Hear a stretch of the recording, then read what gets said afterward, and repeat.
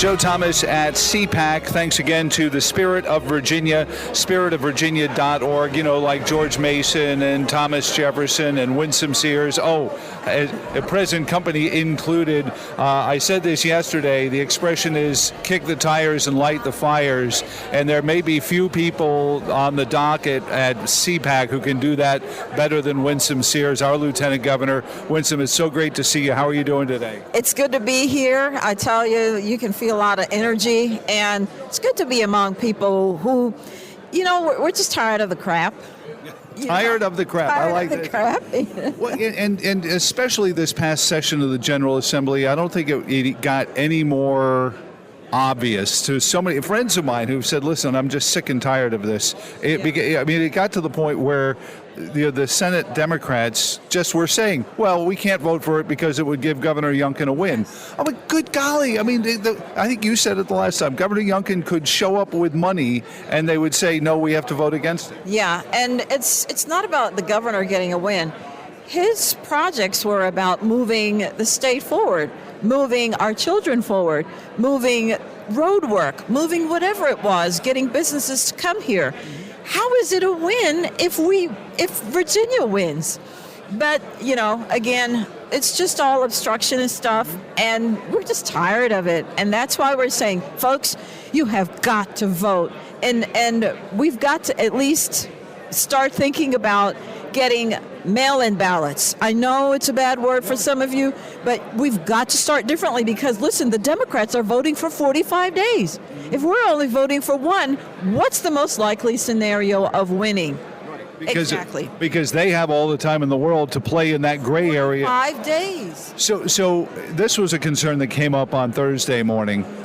There were people in my audience who said, yeah, but when the Republicans get elected by doing ballot harvesting and drop boxes and 45 days of voting, how are we sure they're going to vote to put that back? I said, well, let's ask the one person I can guarantee is going to put that back in the box is Winsome Sears. I mean, that's that. Once we get authority to put our elections back in line with photo IDs and making sure every valid voter casts one valid vote, that's going to be our marching order, isn't it?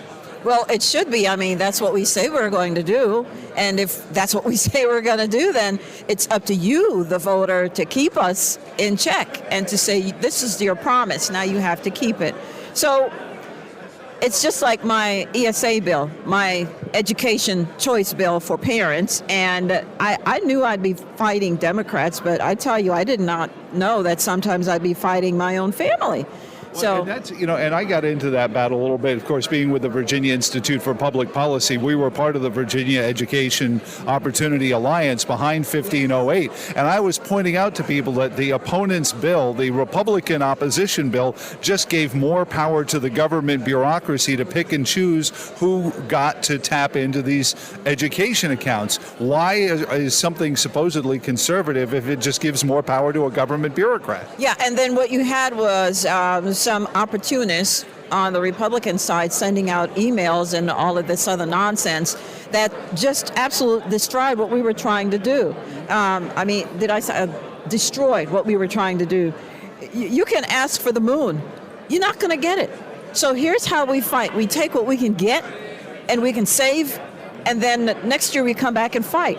But if you're going to put out missives that lie, just outright lie, and then, just turn us against each other, then the Democrats just sit back and watch us, eat each other alive. Yeah, they laugh and laugh and laugh because it's funny. They'll fight with each other up until primary day, and then all of that is either buried somewhere in the backyard because they forget it come November. Oh, yeah, they close ranks.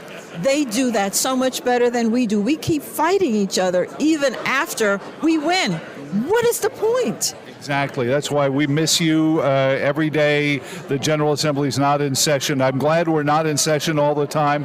But Lieutenant Governor Winsome Sears, what's your message to CPAC? I know you're one of the keynotes. What is your message to the conservatives that are here this year and heading on into 2024?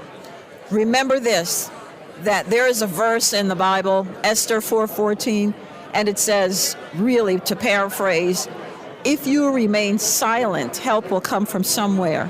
It also tells us that to remain silent You might think you're safe. No, we cannot be cowardly about anything that we do. We have to speak up. Our children need us to speak up because remember, Abraham Lincoln said, the philosophy in the classroom will be the philosophy of government in the next generation.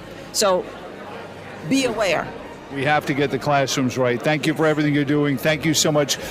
Kick the tires and light the fires. Thank you. Yep.